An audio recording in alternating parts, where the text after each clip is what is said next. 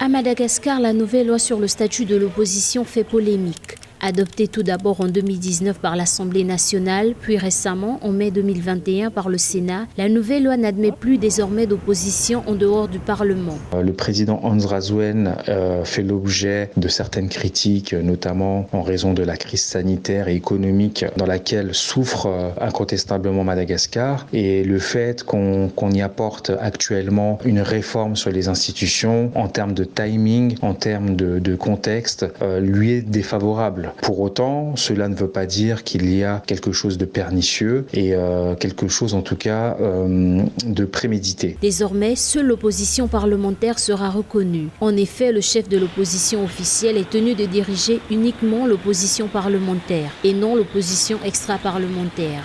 Auparavant, il pouvait être issu de la société civile.